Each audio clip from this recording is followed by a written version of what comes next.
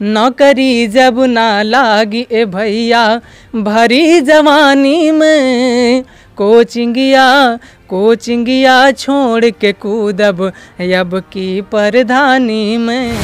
झरत जातियाँ हैं खोपड़ के बार धीरे धीरे, खत्म होतिया है नौकरी के आस धीरे धीरे। दहेज के चक्कर में उम्र है बीती, के करी हमसे बियाह। साथ एक लोक गायक जो किसी परिचय के मोहताज तो नहीं है, क्योंकि इनको देखकर आप समझ जाएंगे, जान जाएंगे, क्योंकि इस समय सोशल मीडिया पर बहुत तेज़ी से वायरल हैं। आप लोगों ने तमाम लोक गायकों को देखा होगा, नेहा सिंह राठौर और तमाम जो हैं ऐसे लोक गायक हैं, और उसी में से एक नाम अभी कुछ ही दिनों से जो है चर्चा का विषय बना हुआ है, प्रदीप मौर्य हमारे साथ हैं और इनसे हम जानने का प्रयास करेंगे। कुछ गाने भी सुनेंगे, क्योंकि जो सामाजिक मुद्दों पर ये जो गाते हैं, जो अपने समाज में रखते हैं, तो लोगों को बड़ा पसंद आता है। तो बहुत बहुत स्वागत है प्रदीप जी। सबसे पहले आपका और आपके सभी दर्शकों का आभार, और आप इतनी दूर चल कर आए इसके लिए बहुत बहुत धन्यवाद। उत्तर प्रदेश में त्रिस्तरीय पंचायत चुनाव था, तो उस दरमियान मैंने एक गीत लिखा प्रधानी के ऊपर व्यंग्यात्मक रूप से। तब उस पर जब गीत को मैंने सोशल मीडिया पे अपलोड किया तो अच्छा रिस्पांस मिला।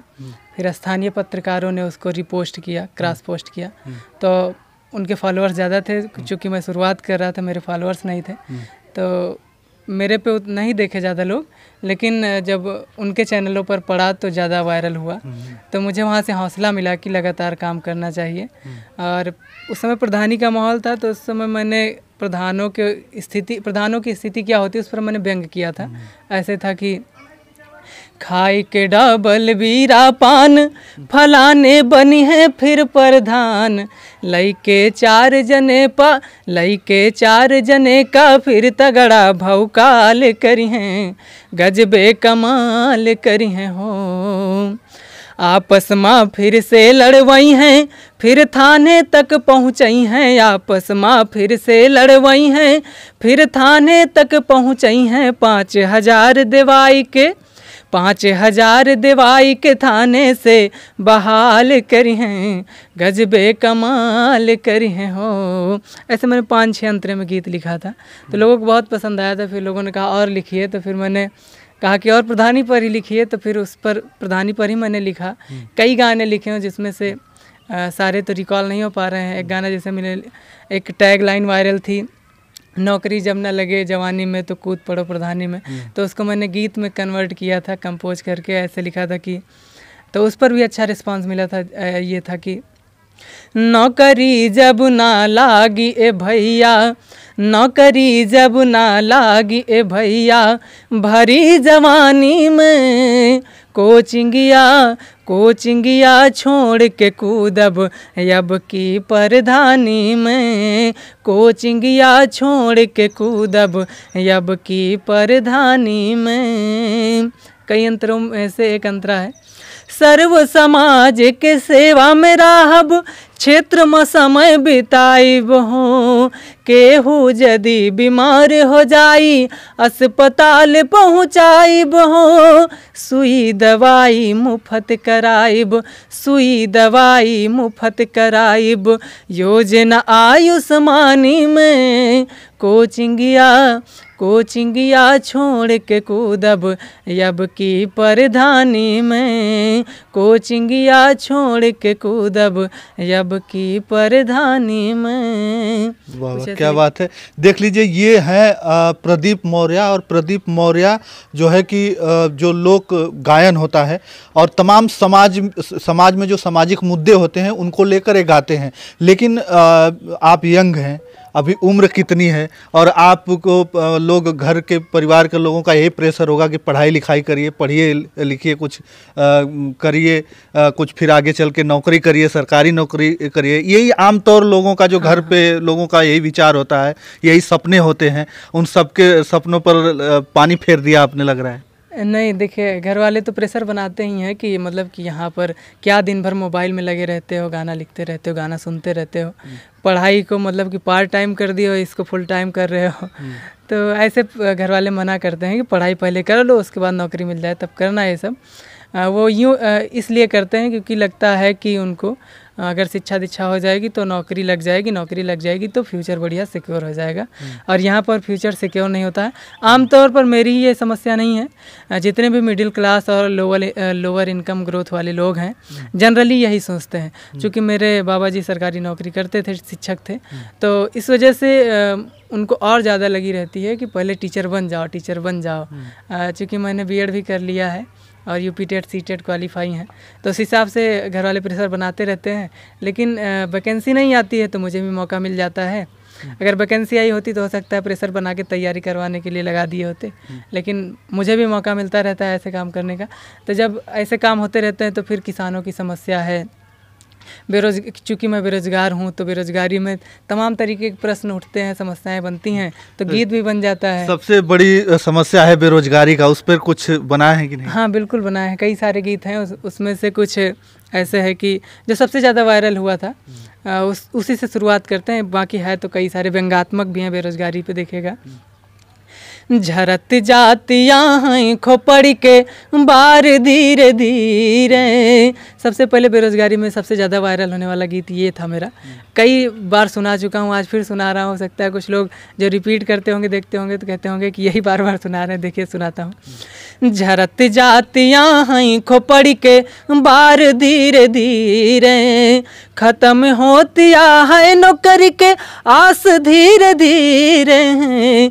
झरत जातिया हैं खोपड़ी के बार धीरे धीरे, नेवी के उम्र बीती आर्मी के बीती, नेवी के उम्र बीती आर्मी के बीती, दरोगा के टूटा विश्वास धीरे धीरे। झरत जातियाँ हैं खोपड़ी के बार धीरे धीरे। ये बेरोज़गारी था। और तमाम बेरोज़गारी गीत मैंने लिखे, कुछ व्यंग्यात्मक भी लिखे, जैसे कि एक बेरोज़गार होता है तो उसकी शादी भी नहीं होती है, इसी चलते कि जब नौकरी लगेगी तब शादी होगी, और जब तक नौकरी नहीं लगती लड़की वाले आते भी नहीं हैं। तो समस्या ये आई कि मैंने गीत लिखा था बेरोज़गारी पर भी व्यंग करके।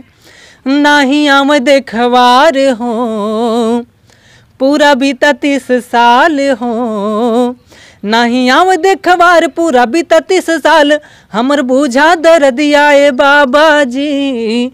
माई खो जाए पतोहिया के सुखवा नौकरिया दे दाए बाबा जी।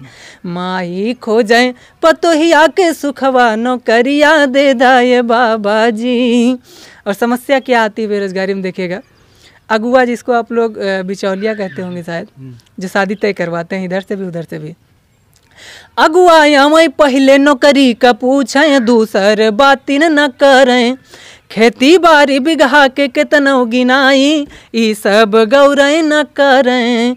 पापा गए हैं अघाए हो, हमसे तुर दिहन आस हो, पापा गए हैं अघाए हमसे तुर दिहन आस, हमर बूझा विपत्ति आए बाबा जी। माई खो जाए पतोहिया के सुखवा नौकरिया दे दाए चाचा जी। माई खो जाए पतोहिया के सुखवा नौकरिया दे दाए चाचा जी। वाह वाह, क्या बात है। आप जैसे शुरुआत कैसे हो गई आपकी, क्योंकि मतलब मन में कैसे आ गया कि ये लिखना चाहिए, या कोई परिवार में पहले से इस लोक गायन या ऐसा कुछ में था क्या, गीत संगीत से जुड़ा हुआ? हाँ, हमारे बाबा 2 भाई थे। अच्छा। तो हमारे बाबा गवर्नमेंट जॉब में थे, चूँकि शिक्षक थे, तो रुचि थी इनकी, लेकिन टाइम नहीं मिल पाता था। लेकिन बाबा के जो भाई थे तो वो घर पर रहते थे, तो वो ज़्यादातर संगीत में रुचि लेते थे। हमारे बाबा भी लेते थे, लेकिन बाबा को कम टाइम मिलता था, दूसरे वाले बड़े वाले बाबा को ज़्यादा टाइम मिलता था। तो वो गांव में जैसे फागुन में होता है, और इस समय कजरी, तो और इस तरीके से गीत गाया करते थे। तो बाबा भी गाते थे, तो बाबा से पापा भी गाते थे, और पापा से फिर हम भी गाने लगे। तो यहाँ से मतलब कि एक तरीके से जेनेटिक मान सकते हैं। मतलब वो गीत संगीत अभी खून में है आपके? हाँ, सिंगिंग इन ब्लड। तो ये था कि जैसे बाबा लोग गाते थे केवल, और पापा भी केवल गाते थे, तो मैंने सोचा कि बाबा ने गाया गीत, पापा ने गाया गीत, लेकिन फुल टाइम कोई नहीं कर पाया, हो सकता है मैं भी ना कर पाऊँ। पापा भी मतलब कि अपने जॉब में लगे रहते हैं, तो वो भी फुल टाइम नहीं कर पाते हैं, और मैं भी अभी पढ़ाई कर रहा हूँ तो फुल टाइम मैं भी नहीं कर पाता हूँ। तो लेकिन मैंने सोचा इतने ही समय में अगर हमको कुछ एक्स्ट्रा करना पड़े तो हम क्या करें। तो मैंने फिर बाबा जैसे गीत नहीं लिखते थे, पापा भी गीत नहीं लिखते थे, तो मैंने गीत लिखना शुरू किया। और गीत लिखना शुरू किया तो गीत जब लिखे कुछ तो वो लोगों को पसंद नहीं आया, तो मैंने सोचा अब क्या करें। तो फिर मैंने सोचा कि जो समस्याएं हैं, समसामयिक मुद्दे हैं, उन पर लिखा जाए तो शायद चले। तो उस पर मैंने फिर 2021 में प्रधानी का चुनाव था, तो व्यंग प्रधानी पे मैंने लिखा। तो प्रधानों को दिक्कत नहीं हुआ? गांव के प्रधान लोग सुने होंगे तो कुछ बोलने नहीं कि अरे क्या कर रहे हो? नहीं, विपक्ष वाले तो बढ़िया बढ़िया कर रहे थे और पक्ष वाले भी कुछ नहीं बोल रहे थे। और जो अभी जो सामाजिक मुद्दे उठा देते हैं आप, हाँ। तो देखे हैं कि एक नेहा सिंह राठौर हैं, वो कुछ मुद्दा उठा देती हैं तो पूरा ट्रेंडिंग हो जाता है और उससे जो है कि उन पे कार्रवाई भी हो जाती है। तो इस तरीके का आपको डर नहीं लगता कि कहीं ऐसा हो गया और हमारे ऊपर कार्रवाई हो गई? नहीं, देखिए कार्रवाई हुई तो क्या हुआ, जैसे नेहा सिंह पर कार्रवाई हुई तो फर्जी तो कार्रवाई थी, हुआ कुछ नहीं। इससे पहले भी शायद कानपुर वाली घटना पर नोटिस मिली थी, और अभी वहाँ पर मध्य प्रदेश में सीधी वाली घटना पर नोटिस मिली है। तो ऐसी घटनाएं होती हैं तो बोलना तो लाजमी है ना। क्या अभिव्यक्ति की आज़ादी जो आर्टिकल 19 है उसको ख़त्म कर देंगे? बस केवल हैरेसमेंट करने की कोशिश करते हैं, मेंटली प्रेशर बनाने की कोशिश करते हैं। क्योंकि हम लोगों का काम होता है मेंटली फ्री रहेंगे तभी काम कर पाएंगे। तो ऐसे फर्जी वो बताए थे ना उसमें कि हाँ ये गलत तरीके से हो गया, फर्जी था। तो मेंटली प्रेशर बनाने की कोशिश करते हैं। कहीं ना कहीं जैसे हम लोग हैं ज़्यादा प्रेशर नहीं झेल पाते हैं, अगर हो सकता है कि डिप्रेशन में चले जाएं तो गाना लिखना बंद कर दें। तो प्रयास ऐसे रहते हैं लेकिन हुआ नहीं। तो ऐसे में जैसे वहाँ सीधी वाले घटना हुई थी, पेशाब किया गया था गरीब के ऊपर, तो उस पर भी कुछ लिखा? हाँ, उस पर मैंने लिखा था। देखिए सुनाता हूँ। ये कि गरीबों को ही परेशान किया जाता है। और देखिए मैंने क्या लिखा था, सुनाता हूँ। गरीब को समझे कीड़ा मकोड़ा, सत्ता पर है नाज, गजब की राजनीति है आज, गजब की राजनीति है आज। कार्यकर्ता खोपड़ी पमूते, चरण धुले शिवराज, गजब की राजनीति है आज, गजब की राजनीति है आज। पहले से अगर कंट्रोल किया गया होता तो उनके कार्यकर्ता इतना मनबढ़ ना हुए होते। लेकिन अगर मुद्दा बढ़ गया तो क्या किया जाए, वोट की राजनीति है। लोगों ने तमाम तरीके के व्यंग किए कि चरण नहीं कुछ और भी धुल सकते हैं वोटों के लिए। तो वही स्थितियां बनी है, देखेगा।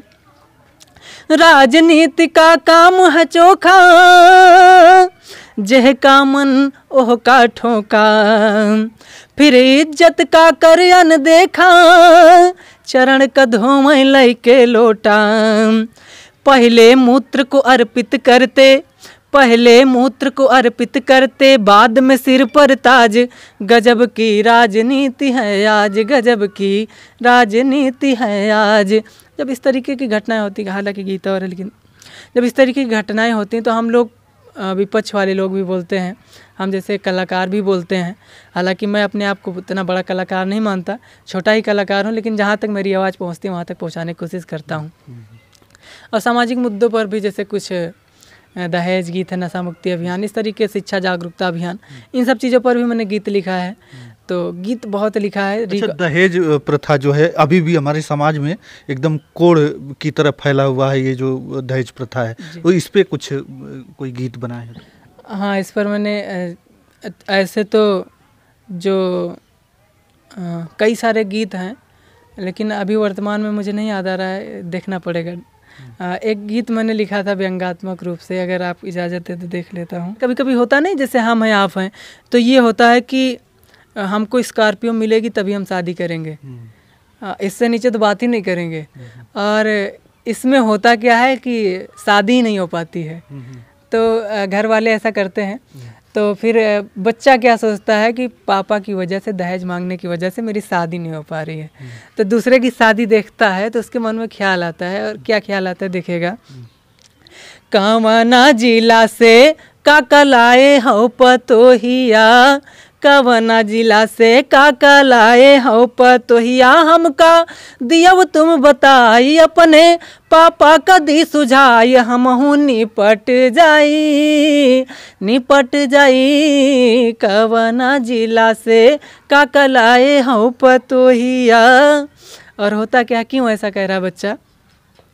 दहेज के चक्कर में उम्र है बीती के करी हमसे बियाह हो। फलाने के बेटवा 10 लाख पाइन पापा गए हैं लुभाए हो। आत्मनिर्भर हम बन जाबे, आत्मनिर्भर हम बन जाबे जे पापा नदी है ध्यान हो। कवना जिला से काका लाए हो पतोहिया कवना जिला से। यहाँ आत्मनिर्भर बनने का मतलब यह है कि आप नहीं करेंगे तो फिर आप अपने मन से शादी कर लेंगे। होता यह है कि कई बार घर वालों ऐसा करते हैं कि इतना दहेज मिलेगा तभी हम शादी करेंगे। तो ये मैंने व्यंग्यात्मक रूप से लिखा है। तो देखिए अब बच्चा क्या कह रहा है कि अब किसी तरीके से मेरी शादी हो जाए, अब मैं किसी प्रकार की डिमांड नहीं करूँगा।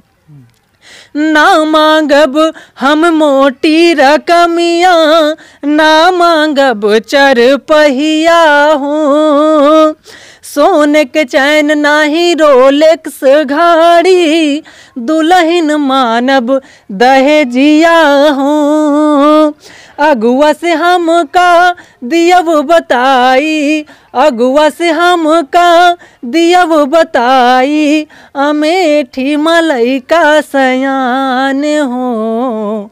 कवना जिला से काका लाए हो पतोहिया कवना जिला से। कुछ इस तरीके से व्यंग्यात्मक में लिखा था। चलिए ये देख लीजिए, प्रदीप मौर्य जो तमाम सामाजिक मुद्दों को लेकर गीते गाते रहते हैं और सबसे बड़ी बात है कि खुद ही लिखते हैं। और खुद लिखना, खुद गाना, ये अपने आप में बहुत बड़ी बात है और वो बखूबी कर लेते हैं ये प्रदीप मौर्य। और आज मैं अमेठी में था, और भी गाने सुनेंगे क्योंकि गाने इनके जो गीते हैं जो सामाजिक मुद्दों के, ये गीते आप सुनते जाएंगे तो और मन करेगा और सुनते रहें।